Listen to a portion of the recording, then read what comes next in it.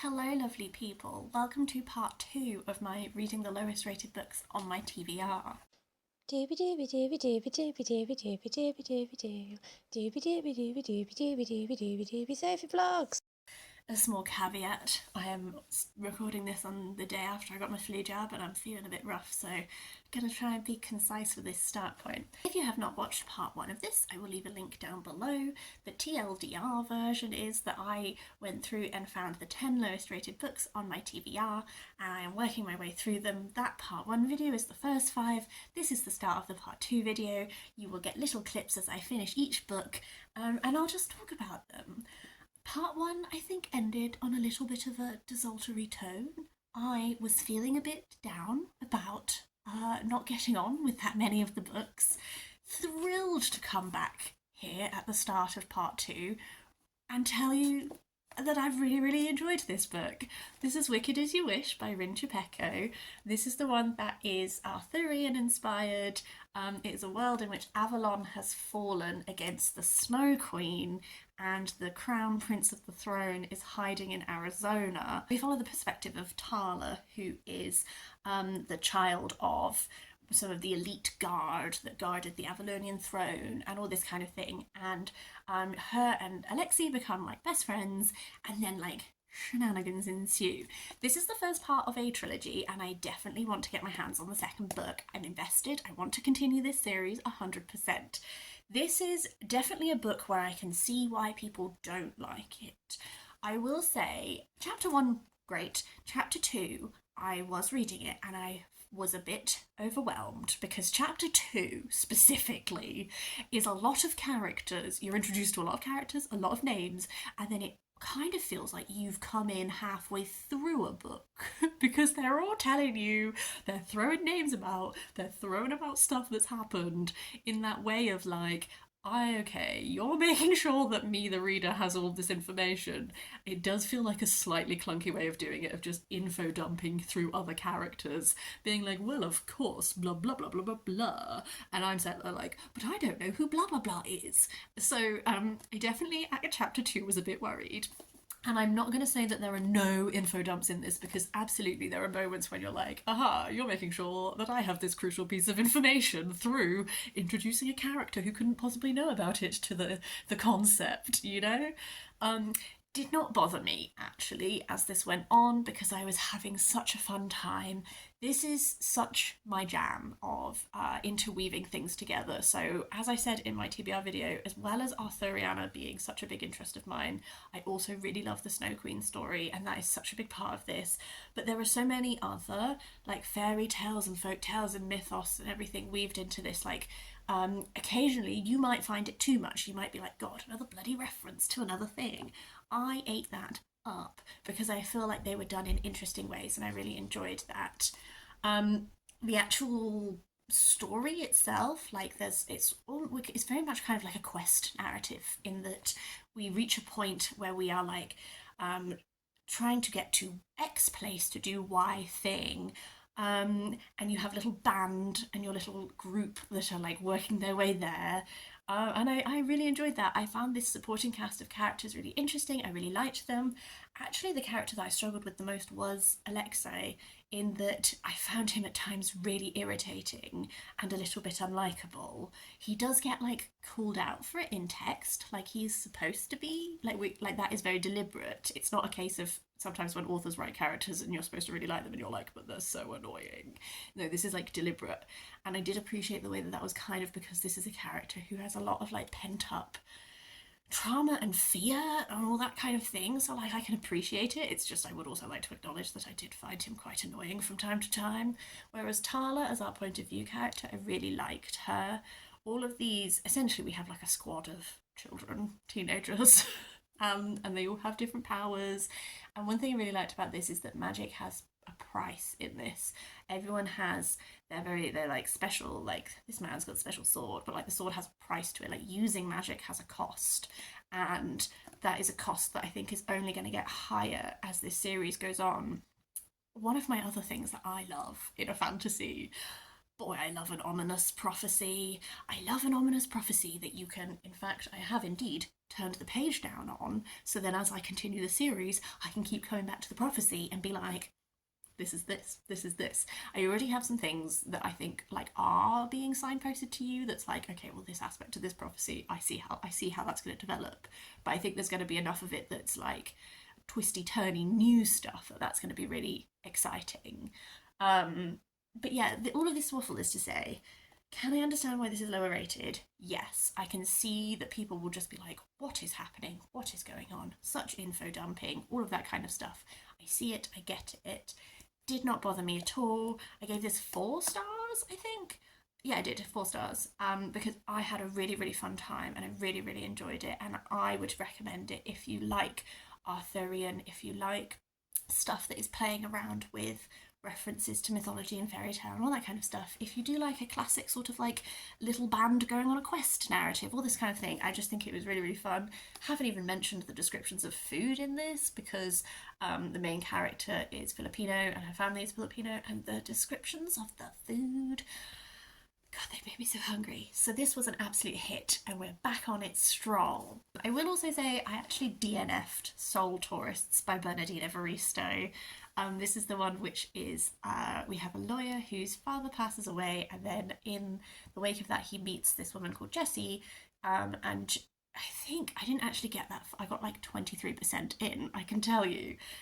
He sort of begins a relationship with Jessie. I got to that point.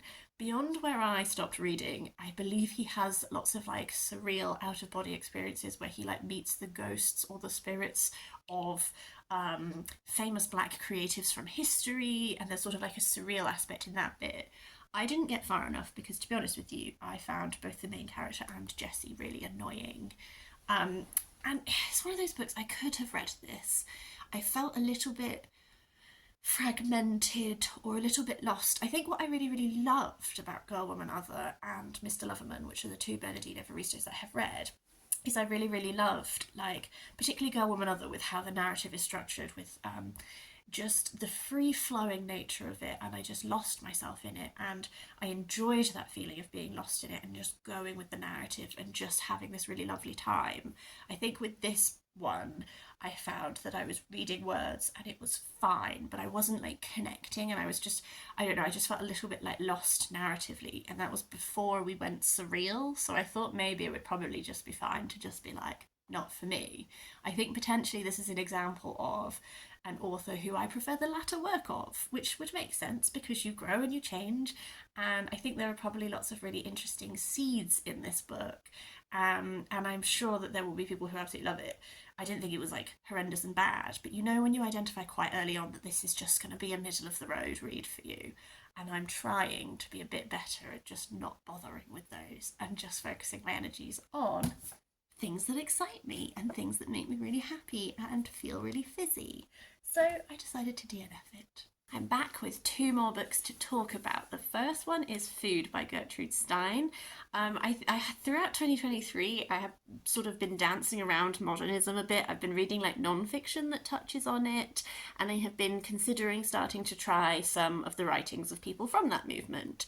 But I have been very intimidated, and unfortunately this book kind of is the summation of everything that has intimidated me about modernism. I was so lost reading this. It's literally like it's one of those things where she's writing about food, and each sort of chapter is just a different little like so say about some food, but I found it so deeply I just didn't understand what was happening. Like, here's one. This is rhubarb. Rhubarb is Susan, not seat in bunch, toys, not wild and laughable, not in little places, not in neglect and vegetable, not in fold, coal, age, not please. I don't get it. You know, I'm just gonna, like, I didn't rate this one because I did not finish it, and I'm just taking it at that, but I understand why this is lower rated because I don't understand it. And I imagine that lots of other people don't understand it. And that's that. If you have read this or Gertrude Stein, I would really like to hear from you. Like, how did you find it? is there something that makes it feel less impenetrable? Because I do not understand how I go about gaining from this, both in regards to, is there meaning to unfold, or is the point that there is not meaning and it's sort of like live writing kind of stuff, like automatic writing? Is that the thing? Or is there keys to understanding this? I don't know if I care to understand this one, to be honest with you. I don't care. But at least I know, at least I've tried. There are other modernist writers that I will be looking... Oh, God. There are other modernist writers that I will be looking to explore, but definitely that one's not for me.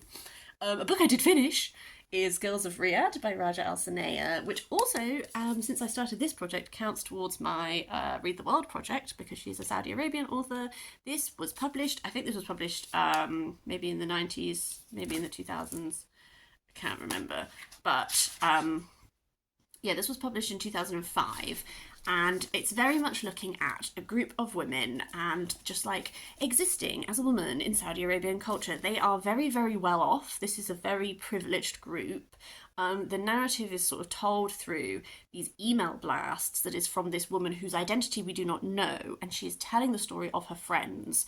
And as it goes, each of these different friends in her life, we get to explore like a different aspect of what being a woman is like, and particularly to do with dating and trying to, someone has an arranged marriage, someone has an engagement that is broken off, and that, like, there's a lot of this that is to do with their love lives. It's compared a lot to Sex and the City. It explicitly references Sex and the City, so I think that's very deliberate, and it does have an aspect of that where these are very wealthy, privileged women, and as well as looking at the difficulties of existing as a woman in this culture, as well as like the good things, there is very much like a focus on wealth and appearance and all this kind of thing. The different women like have very different attitudes. And I guess I enjoyed that. The thing is I was never going to love this book because it's not really a genre that I read a lot of. I don't read a lot that is just like women existing, getting married, like that kind of thing. That's just not really something that I read about. So I enjoyed it for the insight into the culture. I gather from reviews that it's quite controversial in how it portrays Saudi Arabian culture, and I wonder if that might be why it's partly lower rated. Is there a lot of reviews that I couldn't read because they're not written in languages that I speak, but I could see that they were lower rated and they had very long reviews, so clearly there are people with lots and lots of opinions. But yeah, so this was an interesting reading experience. A little time has passed, but I have finally read the last book for this project, which is Viper Wine by Hermione Eyre. This is set in the 1630s. It is based on real people who existed. Venetia Stanley, who married Kenelm Digby. Kenelm's plot is he is a very learned man and sort of an alchemist. A lot of his plotline is to do with these like alchemical learnings, but he has this bleeding through of present with future. There's this idea of like the infinity symbol, and Kenelm is sort of able to pick up things that are from the future and all of this, but it's like seamlessly integrated with a very 1630s understanding of the world. Like, he rejects the notion that the Earth orbits the sun, but he's able to talk about like molecular theory and atoms and all of this kind of stuff. So there's a really interesting melding of contemporary with picking up these things, almost like radio signals and that kind of stuff. And then Venetia is, she's about 35, and she was a great beauty in her day. While Kenelm has been away at sea and all this kind of stuff, she's been in their country estate raising their children, and now they're returning to court. She feels as if she is losing her beauty. So her entire plotline is to do with this concoction that's called Viper Wine, which is something that the women are drinking to maintain their beauty, and it's very addictive. Her plotline really like builds and builds and builds as she pursues these ways of maintaining her beauty, and there's also an element of this time melding coming in there as well, because there's quotations a lot from much more contemporary sources about like the vampire facial, where you get blood taken from you and distilled, and then certain bits are injected into your face. That's like a real thing that celebrities do, and lots of other things like that that are really drawing this parallel between how Venetia is trying these wild things to maintain her beauty in the same way that women still are today. So I would say that that's a thread that runs really strongly throughout this, is Venetia's plotline is really exploring the way that we tie women's worth to their appearance still to this day. And you know, she says at one point, like, no one cares really if a man loses his looks, but if a woman does, she's ruined. There's no fixing her. This is very much my jam. I think the narrative style is potentially what trips people up a bit as a start point, because it's written in a really interesting style that I really enjoyed, which is, you know, the opening lines is, Sir Kenelm Digby and his young son were standing on a hillock gulping at the stars. It was June and the heavens were royal blue, humming and hung with silver moon fruit. Like, this writing is very rich and luscious, and it intersperses like deep I can see like the historical research that has gone into like what is the 1630s like, and this level of historical accuracy that then when you bring in these references and stuff that are contemporary and modern, like this melding of the two is very deliberate in a way that kind of made me think about like you know, like A Knight's Tale. Like A Knight's Tale used visual and audio cues to help the audience as modern watchers understand the significance of things. So when a crowd is getting to watch a joust, they're doing We Will Rock You because it's like, oh, jousting is the football of the day, you know, like that thing of deliberately using anachronisms to shorthand to your reader who might not be familiar. Like at one point in this, they're doing this amazing like mask spectacle that has been arranged by Inigo Jones, and Barbara Streisand comes to the stage and does this performance because it's like it's telling you like it's not just a silly little play that the Queen's women are putting on. These are spectacles. These are frankly an enormous waste of money, because like that's what's trying to be undercut, is the Civil War is not happening yet, but you see the way that this society spends incredible, enormous amounts of money on frivolity, on maintaining beauty and artifice and putting on a show and all this kind of thing. Like it tells you so much about the culture and the society in a way that if you're not hugely schooled on 1630s England, like it doesn't matter, you've got those shorthand bits. And I loved that. I also really loved something that sort of develops as this goes on, is you see that Venetia and Kenelm adore each other. They love each other so deeply, but they do not understand each other. When they're being in their most intimate moments, they have this electric connection, but when it comes to like the depths of each other's souls, like it's just like Venetia doesn't understand Kenelm's thirst for knowledge. Like he is buying up every book he finds and she doesn't understand it. She asks him in his role as alchemist to create for her some potions that will rejuvenate her looks, maintain her looks. He says no because he doesn't think that she needs it, but that just opens the door for her to go and be exploited by people who do not have those qualms. And in some ways you're like, what would have happened if him as husband, as loving husband who cares for her, had said yes, she wouldn't have experienced all of this stuff to do with charlatans who are just there to exploit women's insecurities. And I feel like that element that is like at the heart of this narrative, like as this went through, like that really got me. Like I got so invested in that, like this fundamental connection and yet deep misunderstanding. Another aspect of this like melding of the now with the future and everything is that it makes this really interesting reading experience where in some ways it's almost, I want to say like psychedelic, kaleidoscopic, with this interweaving in a way that I think kind of mimics like the Viper wine aspect of this. So, kind of it mimics two things. So with Kenelm, I feel like it adds to this sense that he is a man before his time. Like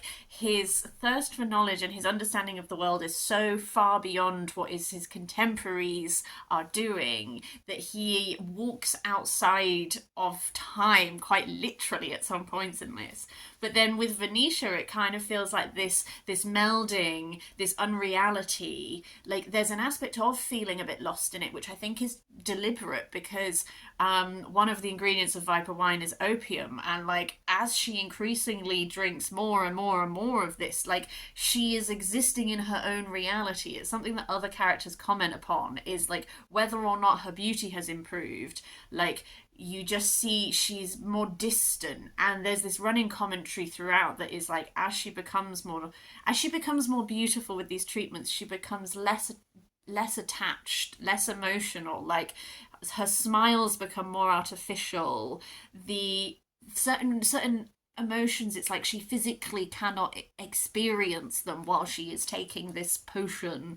Like it's not physically possible for her.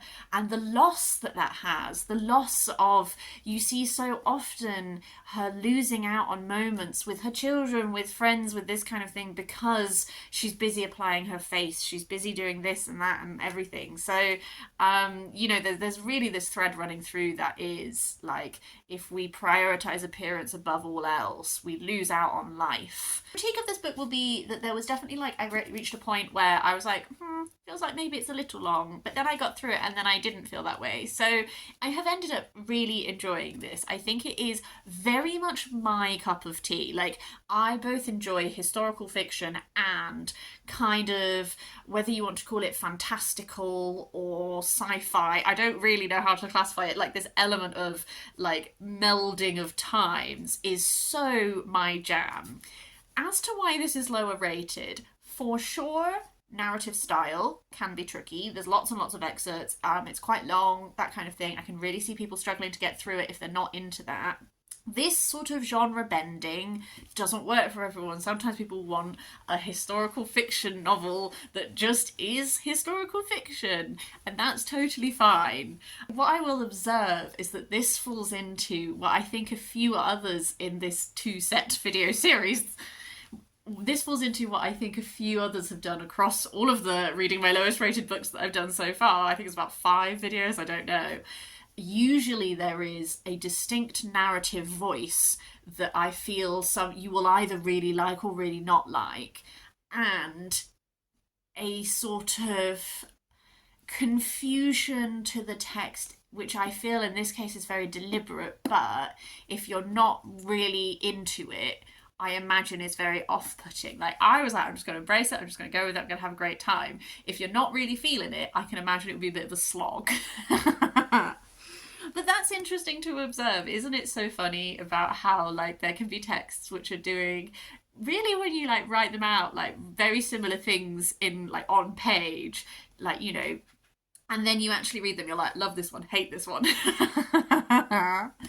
But yeah, to draw this to a close, I actually always really enjoy reading the lowest rated books on my TBR. I feel like at times with this round I have felt a bit disheartened because I've been DNFing and I've been not getting on with them, but then all it takes is something like this, a few of the other ones that I have read for this 2 video set, like it makes me feel rejuvenated, because a lot of the time they're divisive because they're like really weird or like doing something like a bit like odd and that kind of thing, and reading that kind of stuff and loving it then makes me feel all like sparkly, because I'm like, ooh, never read a book like this before, how interesting, how expansive, like all of that. So that's been really fun.